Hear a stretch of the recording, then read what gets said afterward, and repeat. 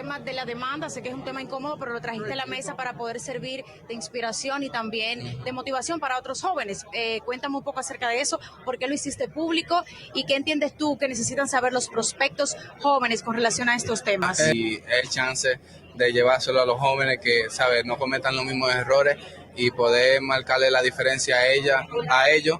Es la principal razón por lo que estamos haciendo esto. Fernando Tatis Jr. presenta una demanda contra Billy Evans, en sus siglas en inglés BLA. Fernando Tatis Jr. intenta anular un contrato de ganancias a futuro que firmó cuando él jugaba en ligas menores. Él tenía 17 años cuando aceptó un préstamo por $2 millones a cambio de pagar el 10% por sus contratos a futuro. ¿Y qué ocurrió? Logra un contrato con los Padres de San Diego, $340 millones por 14 años, significando que él tendría que desembolsar $34 millones a favor de Billy Evans. Fernando Tatis Jr., por medio de sus abogados actuales, acusan a Billy Evans de utilizar táctica depredadora. Estos fueron los términos utilizados por sus abogados, de utilizar táctica depredadora para atraerlo a un supuesto acuerdo de inversión, donde sus abogados alegan que en realidad correspondía a un préstamo ilegal. Para seguir comprendiendo, tenemos que revisar cómo se crea Billy Evans, quién crea Billy Evans, con qué fin se crea este fondo de inversión. Vamos a revisarlo. Billy Evans, su fundador, presidente y CEO es Michael Swimmer. Funda la empresa en 2016. Un ex lanzador de las Grandes Ligas. Jugó 5 juegos en Major League Baseball. Billy Evans es un fondo de inversión con el objetivo de proporcionar capital a jugadores jóvenes, atletas jóvenes, que no solo se especializan en béisbol, también en otros deportes. En el caso del béisbol, invierte con la finalidad de cobrar un porcentaje de su futuro ingreso o contrato. Importante decir, estos atletas que se le otorga estos préstamos, no todos llegan a las grandes ligas. Aquellos que no logran llegar a grandes ligas, al no llegar, ya representan pérdidas para este fondo de inversión. El fondo de inversión Billy Evans se enfoca en las proyecciones que tienen estos prospectos para la llegada a las grandes ligas. Aquellos donde las proyecciones son aún mayor en el menor tiempo posible, serán los elegidos, los cuales tendrán la oportunidad de que se les ofrezca estos préstamos a cambio de cobrar un porcentaje a contratos a futuro. Cuando Billy Evans le presta los $2 millones a Fernando Tatis Jr., a razón de que él pagara el 10% de los contratos que él pudiera conseguir en el futuro, en ese momento a Tatis Jr., sus circunstancias no veían de que pudiera significar una táctica depredadora. Pero hoy Tatis Jr. alega que ha sido engañado, que no tenía los abogados adecuados, y esta situación lo llevó a firmar papeles que él no entendía. Estas alegaciones se pueden comprender desde el contexto de que pagar 34 millones por los años que el contrato dure con los Padres de San Diego pudiera pesar. Pero inconsciente o engañado, abogados adecuados o no, Tati Junior firmó un contrato y ante la ley esto se debe cumplir. Pero sus nuevos abogados señalan que esto fue una acción predatoria, injusta y explotadora y quieren que el contrato se anule. Fernando Tatis Jr. en un comunicado señaló lo siguiente: estoy luchando esta batalla no solo por mí, sino por todos los que aún persiguen sus sueños y esperan brindar una mejor vida a su familia. También dijo Tatis Jr., quiero ayudar a proteger a esos jóvenes jugadores que aún no saben cómo protegerse de estos prestamistas, depredadores y esquemas financieros ilegales. Los niños deben centrarse en su pasión por el béisbol, no en esquivar tratos comerciales turbios. ¿Las intenciones de este comunicado son positivas? Sí. Para esos talentos en desarrollo, jóvenes, que desde sus circunstancias podrán evitar esta situación o no, es positiva. ¿Podrá ganar la demanda Tatis Junior? No lo sabemos. ¿Realmente nos encontramos en un mecanismo depredador? No lo creo. ¿O realmente es un mecanismo de negocio? Sí, pienso que sí es un mecanismo de negocio. ¿O simplemente vamos a reducir esto a una situación moral donde simplemente lo vamos a ver de un solo lado? Para seguir comprendiendo todo este mecanismo de negocio, vamos a exponer dos ejemplos para entender si realmente es un mecanismo depredador, si simplemente Billy Adams se disfrazó de mentor y terminó siendo un tiburón financiero. Pero vamos a exponer dos ejemplos para seguir comprendiendo esto. Un pelotero que se encuentra en ligas menores obtuvo un bono por $100,000. Al obtener su bono, tiene la necesidad de comprarle una casa a su mamá. Tiene unas necesidades materiales, de arreglar la casa o comprar una casa. La compra o la arregla. También se compra un carro, un coche. El bono se gasta, pero Billy Adams tiene los números, las proyecciones de que este prospecto puede llegar a Grandes Ligas y se acerca a él y le ofrece un préstamo por $1,000,000 a razón de que luego debe pagar el 10% si logra un contrato a futuro.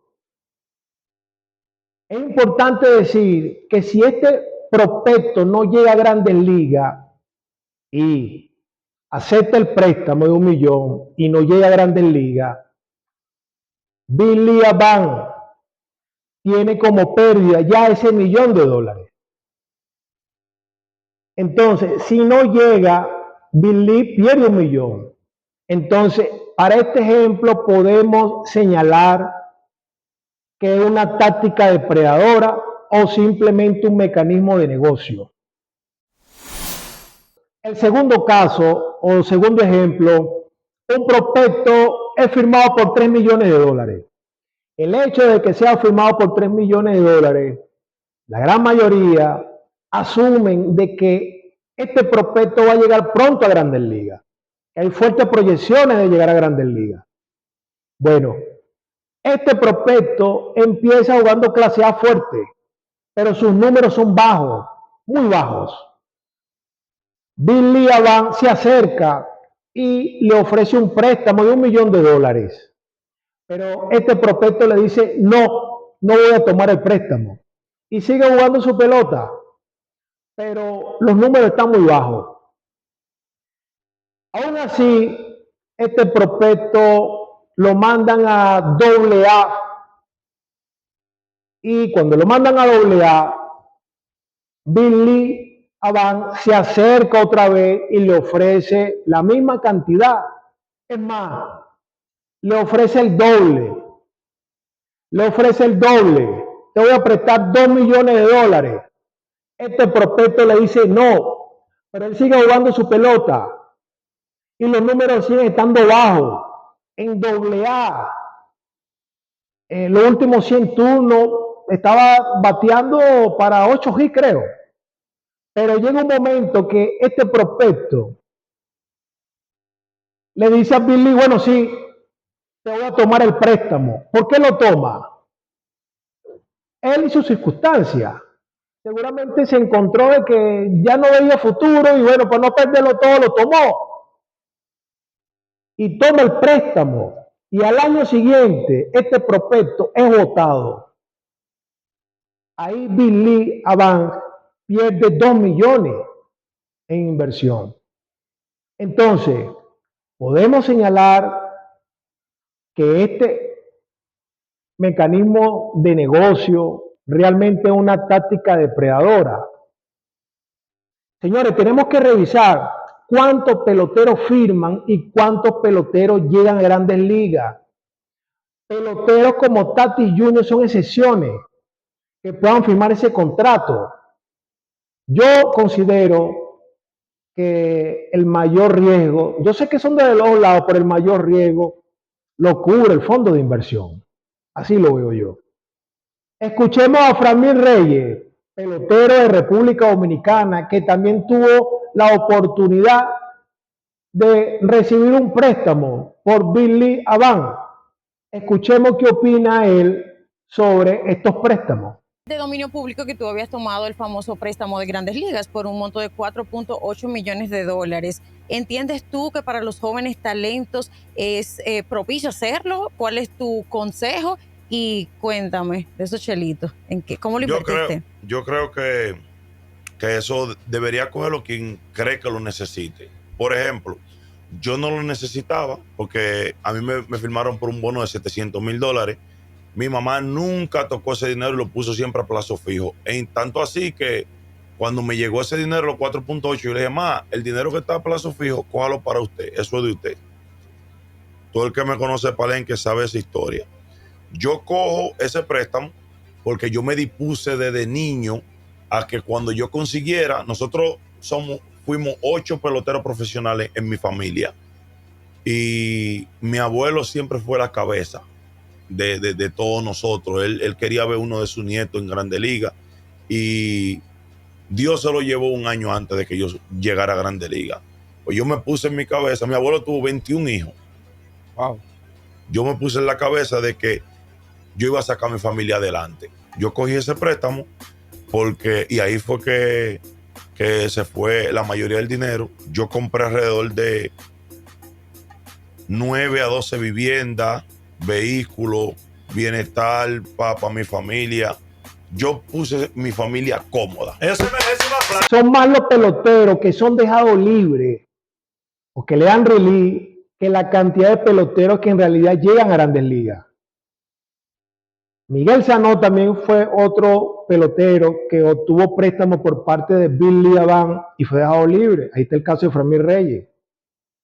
O sea, la lista es más larga de aquellos peloteros que obtuvieron préstamos que no llegaron a Grandes Ligas que aquellos que obtuvieron préstamos y están en Grandes Ligas y han obtenido un contrato como Fernando Tatis Jr., la lista es más corta. Para el 2023, Billy Evans tenía 500 clientes. De esos 500 clientes, más de 300 eran peloteros. Y de esos 300, más de 300, el 90% eran de República Dominicana y Venezuela. Pareciera de que Billy Evans están inclinados ante estos dos países. ¿Por qué? Vamos a preguntarnos eso. Porque esto no es nada al azar. Existen muchos factores de que estos fondos de inversiones puedan dirigir todo su movimiento a estos países. ¿Pero por qué? ¿Cuáles son los factores? Bueno, se pudiera decir que uno de los factores de mayor peso es que los atletas de estos países para jugar el béisbol es de alto rendimiento. Las condiciones es de alto rendimiento. El segundo factor es la pobreza, ¿sí? El otro factor pudiera ser el desconocimiento financiero. Eso también es otro factor.